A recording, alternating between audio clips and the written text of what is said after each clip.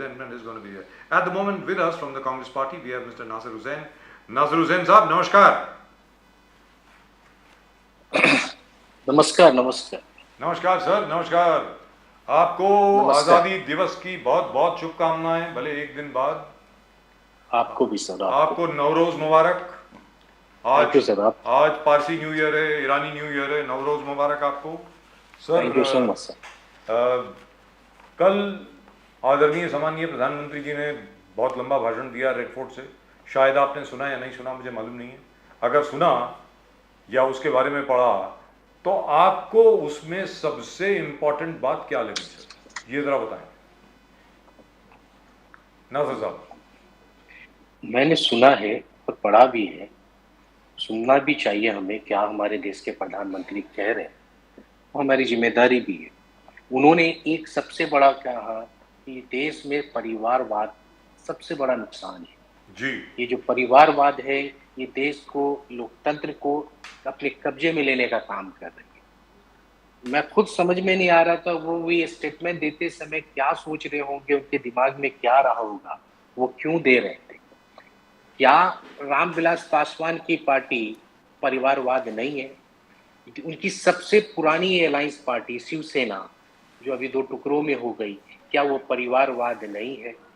सबसे बड़ी पुरानी उनकी दूसरी अकाली दल, क्या वो परिवारवाद नहीं है? तो किसको परिवारवाद कहते हैं, मुझे उनका फलसफा समझाना चाहिए. कैसे परिवारवाद होता है उसका डिफिनेशन देना चाहिए. लोकतंत्र में जनता वोट देती है, वो जीत के आते हैं. ये हक, ये सच है कि परिवारवाद हर जगह है.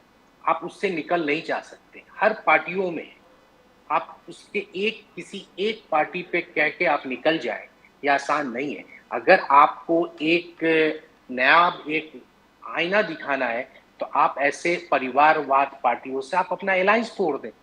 आज बोलिए एनडीए के वो हिस्सा नहीं होंगे, जो भी है. अपना दल है यूपी में, वो भी एक परिवारवाद है. आप हर कदम पे फिर आप परिवारवाद वालों को टिकट ना दें. अपने बेटे मंत्रियों जितने परिवार से आए हुए लोग हैं उनको ना दे. आज ज्योतिराव सिंधिया को परिवार से आए, उनको पार्टी से निकाल दे. वसुंधरा राज सिंधिया परिवार से, उनको पार्टी से निकाल दे. राजनाथ सिंह के बेटा को पार्टी से निकाल दे. पीयूष गोयल को पार्टी से निकाल दे. धर्मेंद्र प्रधान को पार्टी से. सब ये परिवार. देवेंद्र फडणवीस जी परिवारवाद से आए. ऐसे कई नाम है सर जो परिवार. नारायण राणे के, नीलेश राणे, कितने परिवार आप कैसे बोलेंगे? तो मैं समझ नहीं पाया वो क्या कह. वो एक 15 अगस्त का भाषण कम था मगर चुनावी भाषण ज्यादा था. मुझे जहां तक लगता है वो करप्शन पे नहीं बोल रहे थे, जो करप्शन इनकी खुद की हो रही है उस पर वो खामोश थे.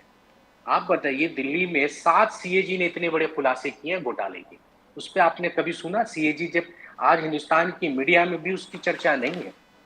भारतमाला प्रोजेक्ट की बिल्डिंग का फर्जीवाड़ा, पता नहीं आपने सुना ही होगा.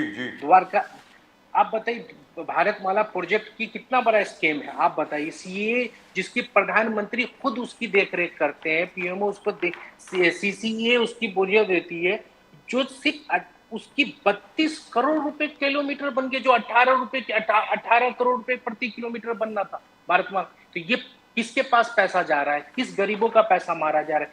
ये स्कीम नहीं है. द्वारका एक्सप्रेस वे आप बताइए 250 करोड़ 1 किलोमीटर बनने में लगता है. आपने सुना है कभी? 500 किलोमीटर में 2 किलोमीटर. ये सामने कह रहे सीएजी के, भारत सरकार की जो एजेंसियां है उन्होंने ही कहा है. आप टोल की बात है, टोल में लूट मचा दिया इन लोगों ने. जहां गवर्नमेंट की रूल है 75 किलोमीटर अगर रोड खराब है वहां आप टोल 75% कम लेना है.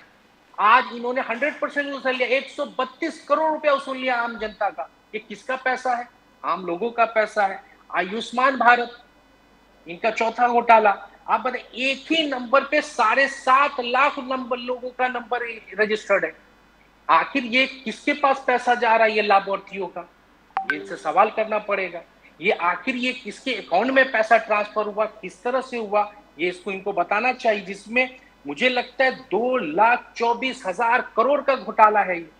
इवन भगवान राम को भी नहीं छोड़ा इन्होंने. अयोध्या में इतना बड़ा स्कैम कर दिया कि जो कंपनी रद्द है उसको भी इन्होंने जीएसटी का पैसा दे दिया है.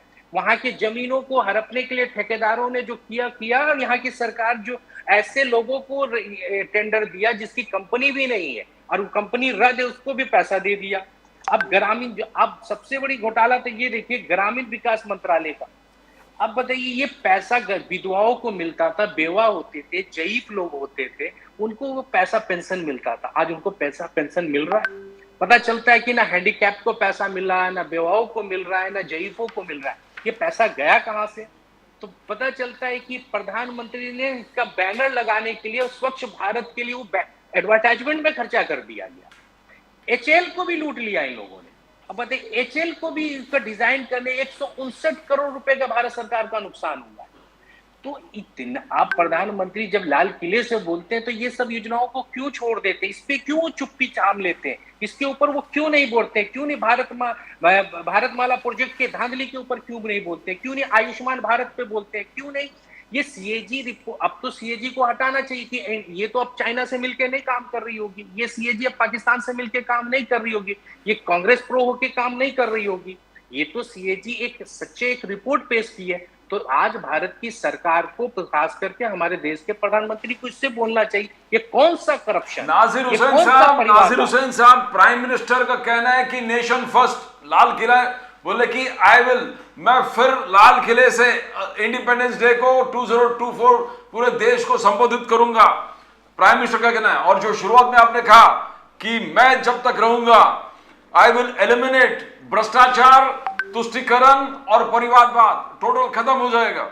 आपका कहना है, जैसे कांग्रेस का आज का स्लोगन है आजादी, मित्रकाल से आजादी, बेरोजगारी से आजादी, जुमला से आजादी, ये कांग्रेस का आज का स्लोगन है सोशल मीडिया और राहुल गांधी, मल्लिकार्जुन खड़गे जी का। बट बीजेपी का कहना, रिपोर्ट कार्ड देखिए हमारा, रिपोर्ट कार्ड मैक्रो से लेके माइक्रो तक सब जगह मोदी जी पहुंच गए। बीजेपी का कहना है आप एक 5th लार्जेस्ट इकोनॉमी से लेके डिजिटल रेवोल्यूशन से लेके राम मंदिर से लेके आर्टिकल 370, सर्जिकल स्ट्राइक, ट्रिपल तलाक, किसान सम्मान से लेके घर घर शौचालय, हर नल से जल, कोई मुद्दा छोड़ा नहीं मोदी साहब ने। और बोलेंगे इस चीज को, रिपोर्ट कार्ड को पढ़ोगे तो हर चीज में वर्ल्ड रिकॉर्ड है। नासिर हुसैन साहब, तो कैसे होगा सर? नासिर हुसैन साहब, इंडिया का कहना है, इंडिया यूनाइटेड का कहना है कि हमारा प्राइम मिनिस्टर होगा लाल किले से next independence day, but Modi साहब ने ऐलान कर दिया कि मैं ही रहूंगा लाल किले से 2024 में, मैं ही बात करूंगा। नासिर हुसैन साहब, यानी उन्हें लोकतंत्र पे भरोसा नहीं है ना, उन्हें मालूम नहीं है कि लोकतंत्र में जनता का फैसला क्या आने वाला। उन्होंने फैसला खुद से कर लिया है, क्योंकि आवाम की फैसला क्या होगी उन्हें मालूम नहीं है। यानी उन्हें पता है कि हमारी ईवीएम में क्या मशीन में आने वाली है, हमारी जनता क्या वोट देने वाली है, उन्हें सब पता है, क्योंकि उन्हें अंतर्यामी, उन्हें, यानी कि उन्हें भगवान, अगर भगवान ना होते तो भगवान के बारे में भी वो बता देते भगवान कैसे, उन्हें सब कुछ पता है। तो देश में सिर्फ, अभी मैंने आपको 5 मिनट बताया, ये भ्रष्टाचार, ये हमने तो नहीं लगाया ना, अभी ये भ्रष्टाचार उनका ही है, इसके ऊपर क्यों नहीं बोले? परिवारवाद पे वो बार बार बोले, मैंने परिवारवाद का भी आपको बताया। इन पार्टियों के परिवारवाद पे उन्होंने क्यों खामोश हो गया? वो कहते हैं मैं इसके घोटाला खत्म कर दूंगा। कैसे घोटाला खत्म कर दे?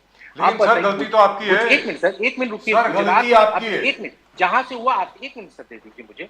गुजरात से वो आते हैं। गुजरात में जब कांग्रेस 25 साल से सत्ता में नहीं है, आपको मालूम है 50,000 करोड़ का सिर्फ कर्ज था गुजरात पे, आज 4.5 लाख करोड़ का कर्ज है। ये किसकी देन है? ये कर्ज कौन भर रहा है? वहां की आज आवाम भर रही है। उनके ब्लड से पैसे निकालने का काम किया जा रहा है। उसके ऊपर प्रधानमंत्री ने क्यों नहीं बोला? क्यों फ्री की रेवड़ी वहां बांट बांट के लोगों को कर्ज के दलदल में दबाया? क्यों गुजरातियों को आज कर्ज में दबा दिया? उसके ऊपर प्रधानमंत्री को बोलना चाहिए था। कभी आपने आवाज नहीं सुनी होगी कि आज 4.5 लाख करोड़ क्यों कर्ज में है गुजरात। लेकिन आज तो कांग्रेस सत्ता में नहीं है, 25 साल से सत्ता में नहीं है कांग्रेस। इसका जिम्मेदार कौन है? कौन देगा इसका जवाब? 4.5 लाख करोड़ क्यों कर्ज में है? इसका जवाब दे प्रधानमंत्री। क्योंकि वो स्कैम की रिपोर्ट आई थी, वो सर सीएजी की एक 2G स्कैम की रिपोर्ट आई थी, जिसमें एक फिगर था 1,73,000 करोड़ का, जो कि कोर्ट ने खारिज कर दिया। ठीक है साहब, इसके ऊपर डॉक्टर मनमोहन सिंह को जाना पड़ा।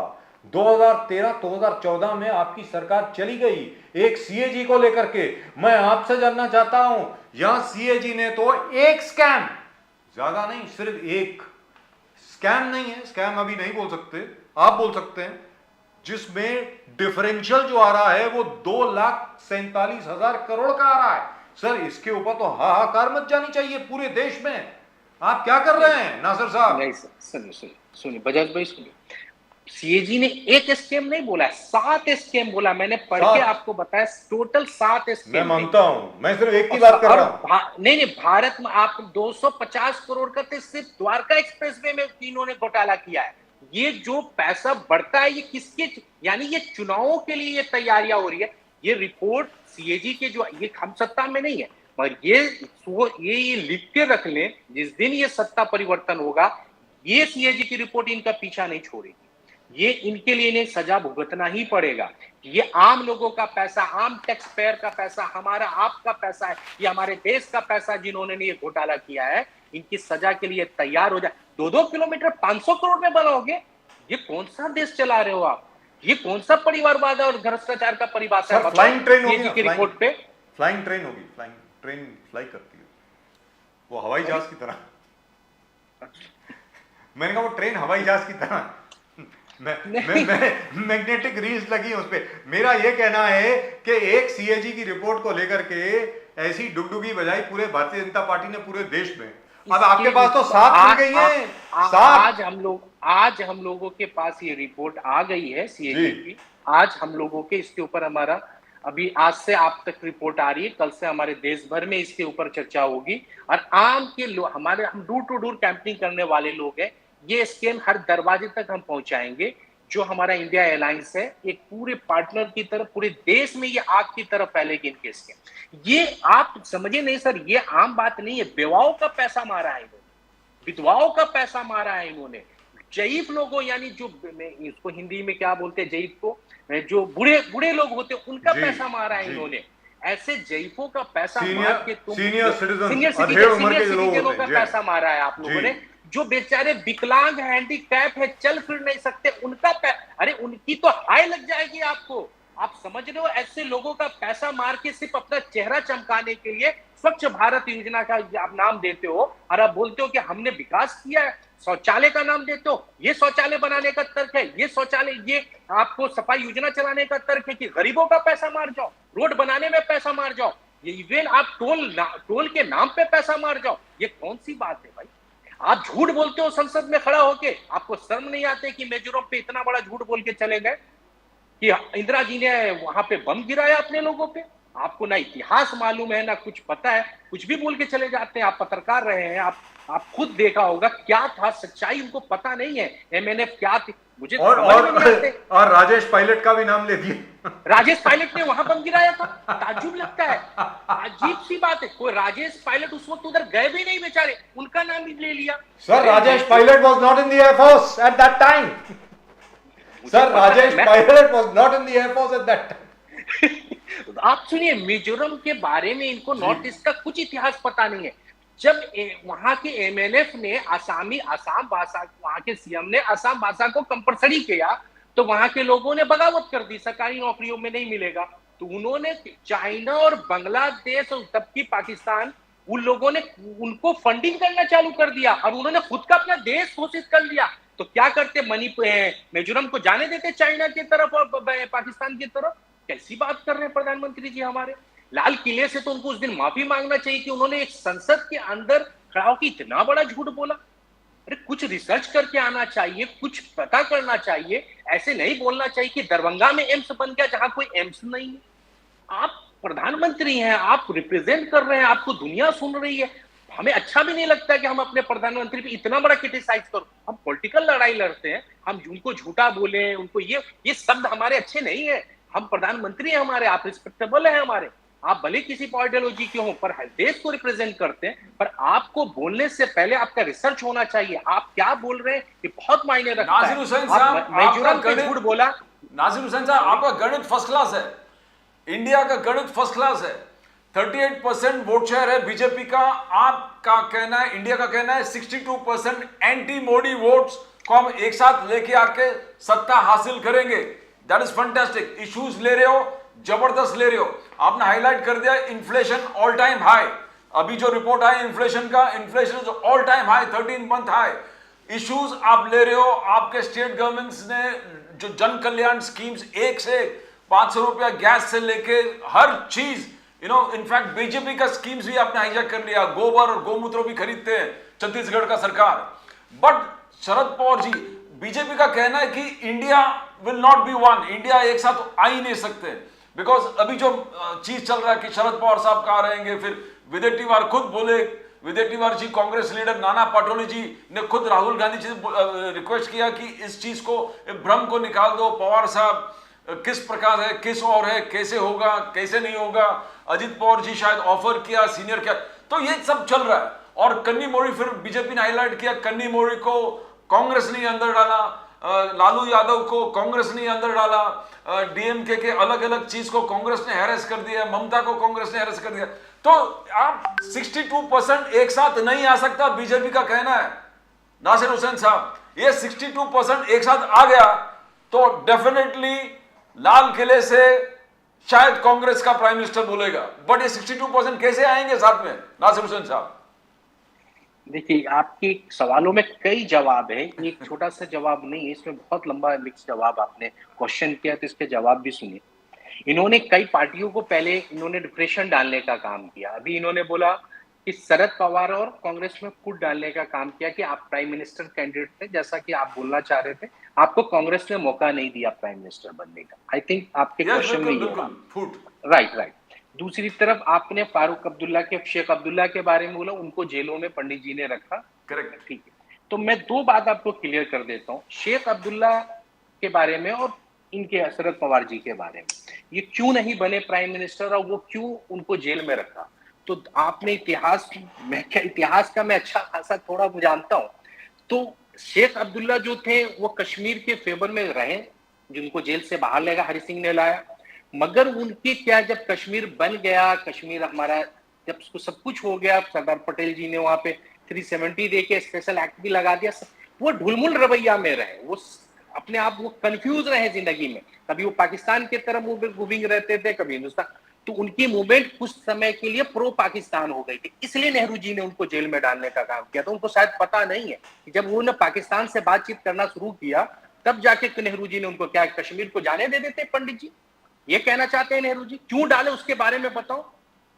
और रही बात इनकी, तो आप पवार साहब की बात, तो पवार साहब ने कई बार कांग्रेस, जब कांग्रेस इंदिरा गांधी की पार्टी टूटी, जब इन लोगों ने इंदिरा गांधी को ही पार्टी से बाहर निकाल दिया, कांग्रेस आर बना, कांग्रेस यू बना, कांग्रेस एस बनाया लोगों ने, तब जाके उनकी छवि थोड़ी खराब होनी चालू हुई, जब इंदिरा गांधी के विरोध में ये लोग चुनाव लड़े, शरद पवार साहब हों, बाकी दूसरे, बाद में फिर ये कांग्रेस में लौट के आते हैं। तो ये खुद अपने आना जाने की वजह से पीएम के कैंडिडेट के ऊपर रह गए, जिसमें हमने तो नहीं बोला था कि आप इंदिरा गांधी में बगावत करिए, इंदिरा गांधी के खिलाफ हो जाइए, आप मोरारजी देसाई के साथ चले गए, आप जेपी के साथ, आपने जनता सरकार को रोकने के बाद आपने हमारी तरफ आए, उनकी इतिहास है, मैं उस पर भी ज्यादा बोलने का वक्त नहीं है, नहीं तो मैं आपको पूरा इतिहास मालूम है, बजाज भाई के सीनियर पत्रकार है, उन्हें सारा हिस्ट्री पता होगा कि क्या उस वक्त हुआ था, किस तरह से सरकारें गिराई गई, सरकार में हुआ है एक लंबी का, इस वजह से वो रह गए। नहीं तो उनको मौका मिलता, जब उनको मौका मिला तो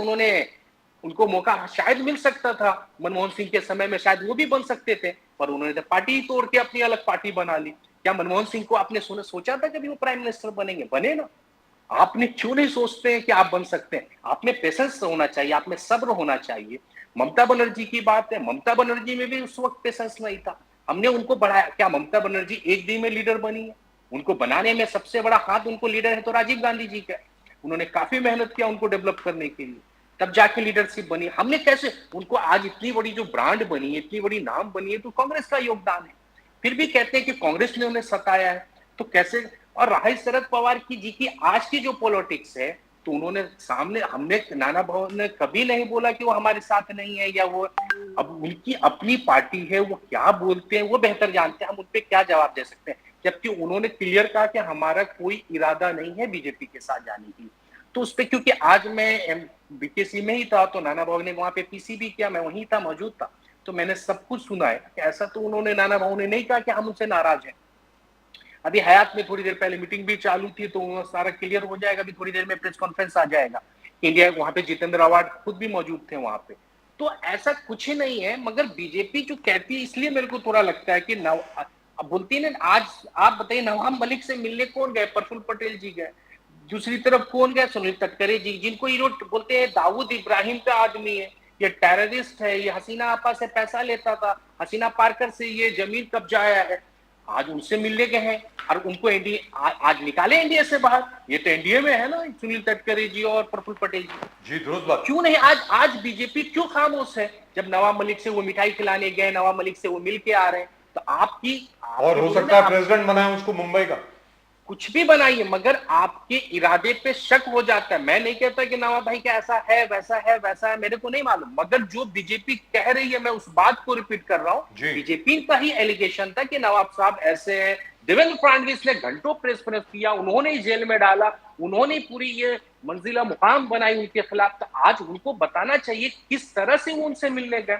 तो बीजेपी की जो तस्वीर है वो आईने की तरह साफ है, और देश की जनता बहुत समझदार है, वो सब कुछ तय कर रही है, वो जान रही है कि ये क्या हो रहा है। क्योंकि मुद्दा उनका क्या है? बेरोजगारी, उनका मुद्दा क्या है? महंगाई, उनका मुद्दा क्या है? गरीबी उनके। क्योंकि कुछ लोग अमीर पे अमीर बन रहे हैं और कुछ लोग गरीबों की गरीबी से भी नीचे चले जा रहे हैं। आप उस पर बात करिए। कहते हैं 30 करोड़ लोगों को मैंने गरीबी रेखा से ऊपर लाया है। मैं खुद हैरान हो गया, कौन से वो 30 करोड़ है? आप खुद कहते हैं 80 करोड़ लोग 5 केजी अनाज के लिए लाइन में है, तो कैसे 30 करोड़ लोगों को तुमने बाहर लाया होगा? मुझे नहीं मालूम इसके ऊपर कौन सा डेटा है। तुम्हारी आत्मा, तुम कैसे, मैं कहता हूं कि हमने कुछ गलतियां की है तो आपकी गलतियों पे ढक दूं, ऐसा नहीं हो सकता।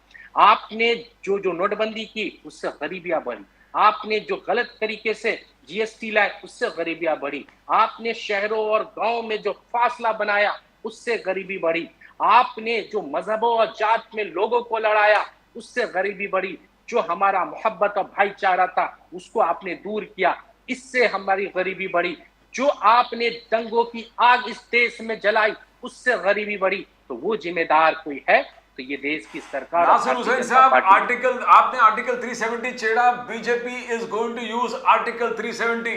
बोले abrogation of article 370 has revived Kashmir. Kashmir में हाईएस्ट टूरिज्म फुटफॉल्स है सिंस इंडिपेंडेंस। आज श्रीनगर में आप देर रात को 12 बजे भी जाके फिल्म दे सकते हो मल्टीप्लेक्स में।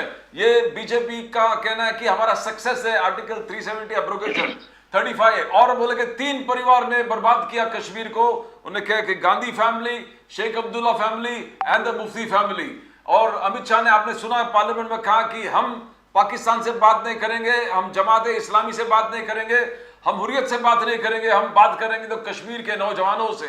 तो 370 एक सक्सेसफुल एक्सपेरिमेंट रहा नासिर साहब, इसको आप इनकार कर सकते हो क्या? बीजेपी का टॉप मोस्ट कैंपेन है वो।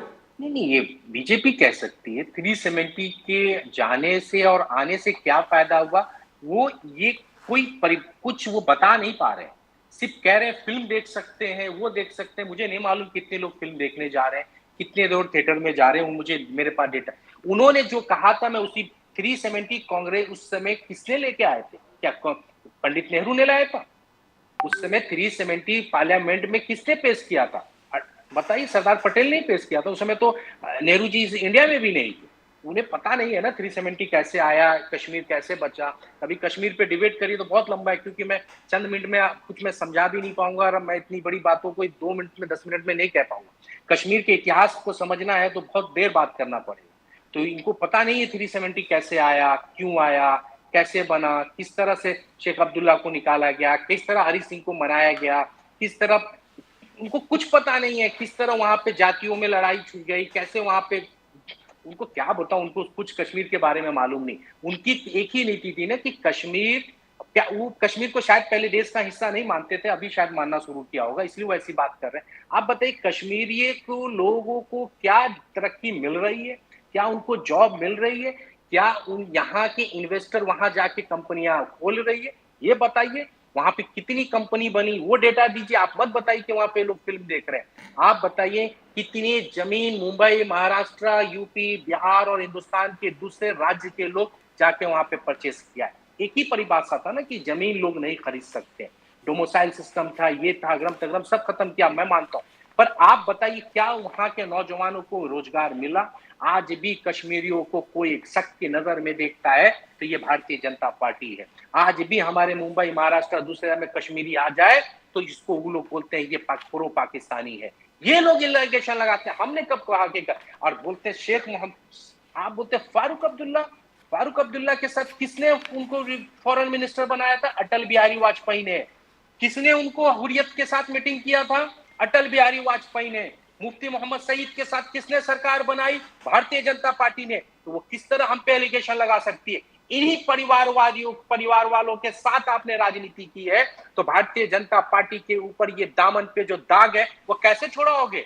कैसे बोल सकते हो कि फारूक अब्दुल्ला, शेख अब्दुल्ला के साथ तुमने सरकारें नहीं बनाई? कैसे कह सकते हो मुफ्ती मोहम्मद सईद के साथ तुमने सरकारें नहीं बनाई? कैसे कह सकते हो हुर्रियत के साथ तुमने बातें नहीं की? तो तुम्हारे पास अल्फाज है तो अगर ये बताओ अटल जी गलत थे या तुम गलत है, या तो अटल जी को झूठा साबित करो या तो मोदी जी को सच्चा साबित करो। आज मैं 2 नाम देके जा रहा हूं, भारतीय जनता पार्टी के वक्ताओं से पूछिएगा, जो भी आपके पास वक्ता है, क्या अटल जी गलत थे या मोदी जी सही है? 2 बात आप पूछ के देखिएगा। जी नासर साहब, चलते चलते आखिर में, पहले मणिपुर अब हरियाणा, जी क्या हो क्या रहा है ये तो बता दो। मतलब क्या हो रहा है भाई? ये मतलब बहुत डिस्टर्बिंग है सर, मेरे लिए खुद के लिए बहुत डिस्टर्बिंग है ये बता। मैं बता, मणिपुर और मैंने कहा 2024 जब नजदीक आ चुका है, इसलिए मैं पहले नू पे जाता हूँ। क्या हुआ कि ये जातियों, अभी मजहबों की लड़ाई ये देश में छेड़ चुके हैं। एक हिंदू आक्रोश युद्ध, क्या है उनका, कुछ ऐसे करके नाम है, आक्रोश रैली ये लोग निकालते रहते हैं। उसमें इतनी नफरती भाषणें होती हैं सर, कभी आप सुन लें तो आप कहेंगे कि सच में ये हिंदू है। हिंदू तो सब्र का नाम था, हिंदू तो मोहब्बत का नाम था, हिंदू तो एकता का नाम था, हिंदू तो हम सब, मगर तुमने इस हिंदुज्म को भी बदनाम करके रख दिया। नू के अंदर नफरत की आग इन्होंने लगाई, सिर्फ रूमर फैला फैला के आज भाईचारों को तोड़ दिया। आप दंगा आज वहीं हो रहा है जहां पे 20% नॉन मुस्लिम, 70% मुस्लिम है। कभी आपने सुना था जहां 10-20% हिंदू होते थे कभी दंगा नहीं होता था? आज उस एरिया में दंगा होने लगा है। हमने पहली बार देख रहा हूं, आप देखिए जहां पे 20% मुसलमान होते थे वहीं पे दंगा होते हमने सुना था। जहां पे 70% मुस्लिम, वहां कभी दंगा नहीं होता था। आज क्यों दंगा हो रहा है? यानी कि ये नफरत की बीज पूरे हिंदुस्तान में बो जाए, ताकि वोटों पे राजनीति किया जाए, धर्म की राजनीति किया जाए और एक तरफा वोट एक तरफ लाने की पर हिंदुस्तान की आवाम देख रही है। मणिपुर पे इन्होंने कभी नहीं, कुल की उस दिन भी 2 घंटा सिर्फ रिकॉर्ड तोड़ना था उनका, लाल बहादुर शास्त्री जी का, क्योंकि 2 घंटा 12 मिनट उन्होंने बोला था। किसी तरह अपने इतिहास में अपना नाम लिखना था 2 घंटा 13 मिनट बोल के, इसलिए शास्त्री जी। पर मणिपुर पे कितना देर बोला तो नॉर्थ ईस्ट पे, मिजोरम पे झूठ बोल के निकल गए। आप मणिपुर के हिंसा के ऊपर उन्होंने कोई बात की क्यों नहीं? आज वहां पे आपने एक बार आप जाके नहीं लोगों के जख्मों पे मलहम लगाया, एक बार आप जाके मणिपुर में लोगों से नहीं मिलते हैं, एक बार आप जाके उनसे बात करने को तैयार नहीं है। आखिर वहां पे सबसे ज्यादा कोई सजा भुगत रहा है तो वहां की महिलाएं हैं। महिलाओं को सोचना पड़ रहा है। आपने तो वो वीडियो देखा ही होगा, ना जाने ऐसी कितनी वीडियो हैं जो हमारे आप तक नहीं आई इंटरनेट के बंद होने का। आखिर क्या मजबूरी है ऐसे सरकार को रखने का? क्यों नहीं वो सरकार को बर्खास्त करते हैं जो वहां पे मोहब्बत कायम न कर सके, जो नागा समाज को हो, चाहे मैती समाज हो, चाहे कोकी समाज हो, जिसको जोड़ ना सके? क्या ऐसी सरकार को रहना चाहिए? तो ऐसी सरकार को हटा दें, क्योंकि इनको नॉर्थ ईस्ट पूरा बर्बाद करके रख दिया है। इनको सिर्फ झूठ झूठ झूठ के अलावा सच मालूम नहीं है। इनको लगता है देश 47 में जब अंग्रेज चले गए तभी ये देश आजाद। अरे नहीं, अंग्रेज चले गए थे, पुर्तगाल रह गया था, दूसरी जर्मनी रह गई थी, बहुत सारी चीजों पे हमारे कब्जा आए थे, उसके बाद भी आजादियां हमने लड़ी, उसके बाद हमने चीजों को कब्जा में लिया है। तो उन्हें नहीं मालूम है इतिहास, उनको इतिहास पढ़ना पड़ेगा। ये बोलते हैं ना, सिर्फ राजनीति में सत्ता जीत के आ जाने से आप पूरे विद्वान हो जाएंगे, ऐसा नहीं है, आपको समझना पड़ेगा। Thank you so much sir, Nasir sahab, always a pleasure talking to you. Thank you very much sir. मेरी बात शायद पूरी नहीं हो पाई, एक लास्ट बोलिए सर, बोलिए प्लीज। नहीं, अभी फिर इस बात पे आगे कर लेंगे, कोई नहीं, चलिए। लेकिन एक चीज तो है, आपसे चलते चलते नमस्कार करने के पहले, क्या ये राजनीति अभी चलेगी? आपको लगता है लोग मानेंगे क्या? जो आप बोल रहे थे कि एक तरफा वोट जो है वो कंसोलिडेट करने की कोशिश हो रही है, क्या लोग मानेंगे इसको? ये आवाम आवाम समझ चुकी, आवाम के दिल में अब ये नहीं चलेगी, क्योंकि आवाम को चाहिए रोजगार, आवाम को चाहिए महंगाई से निजात। आज महंगाई चरम पे, इसकी सजा सब भुगत रहा है सर। एजुकेशन इतना महंगा हो गया है कि आम इंसान एजुकेशन कराने के लिए बच्चों को रो रहा है, क्योंकि सरकारी स्कूलों की हालात खराब कर दिए। राइट टू एजुकेशन जो आज राजस्थान में लाया जा रहा है, क्यों लाया? राइट टू हेल्थ लाया जा रहा है, क्यों लाया जा रहा है? ताकि गरीबों के बच्चे पढ़ सके, गरीबों के बच्चे को अच्छा इलाज मिल सके। राजीव गांधी की देन थी कि सेंट्रल स्कूल खुला, जो गरीब के बच्चे पढ़ के कहां से कहां पहुंचे। आज सेंट्रल स्कूल के नाम पे कुछ हो रहा है सर? कभी आपने सुना कि ये कॉलेज बने, ये यूनिवर्सिटी बने, ये सेंट्रल स्कूल बने, हर जिले में बने? Sir central school Indira ji ने बनाया। इंदिरा जी नहीं, राजीव गांधी नहीं सर, आप फिर मिस्टेक कर रहे हैं। आप राजीव गांधी की एक सोच थी राइट टू एजुकेशन, इसके ऊपर नवोदय आया, नेत्रहाट आया, वहां से चला, मगर उसको पूरा किसने किया? राजीव गांधी ने किया सर। आप देखिए बिहार में, झारखंड में स्कूल खुला नवोदय, सैनिक स्कूल खुला, नेत्रहाट खुला, किसने खोला? Central school. आप एक ऐसे स्कूलों का देखिए ना, जो आप एक शायद हो सकता है आप सही भी हो, सेंट्रल स्कूल उसको कह रहे होंगे जो आपके अलग अलग सिटियों में हो, पर मैं नवोदय की बात कर रहा हूँ, नेत्रहाट की बात कर रहा हूँ, सैनिक स्कूलों की बात कर रहा हूं। ये सेंट्रल स्कूलों को राजीव गांधी ने अपनी सोच में लाया और उसको संसद के अंदर डाला है, सदन के अंदर पटल पे। इस विषय में एक अलग से प्रोग्राम करेंगे सर। Emergency article 370 education. आप सेंट्रल एजुकेशन पे बात करें, आप देखिए जब आप एजुकेशन, समाज तभी बढ़ सकता है जब एजुकेटेड हो। एजुकेशन, आज नफरत क्यों हो रही है? जब तक आप शिक्षा दर ऊपर नहीं लाइएगा तो लोगों में नफरत ही फैलेगा ना। जब तक आप उनको तालीम से जोड़िए, उनको तालीम याफ्ता करिए, उनको राइट टू हेल्थ दीजिए, राइट टू एजुकेशन दीजिए। ये हर सरकार की जिम्मेदारी है, ये किसी की भी सरकार हो। मैं नहीं कहता कि आज बीजेपी, आने वाली कोई भी सरकार, हर कोई यही काम होना चाहिए। उनको इल्म के दायरे में लाइए, उनको एजुकेशन से डेवलप करिए, ताकि वो अपने मुस्तकबिल को सुधार सके। आज क्या है, आज दर पे दर, आप सच्चर कमेटी का रिपोर्ट पढ़ लें, फिर चलिए चर्चा लंबी हो जाएगी। फिर अभी मुझे Sachar committee, not just Sachar committee, Rangnath Mishra commission report 2 part 2। जी, thank you so much sir. मेरी फेवरेट सब्जेक्टों में thank you sir, thank you very much. नमस्कार, नमस्कार सर। जय हिंद, जय महाराष्ट्र, जय महाराष्ट्र, जय शिवाजी, वंदे मातरम। Thank you so much. Thank you sir. Right, and at the moment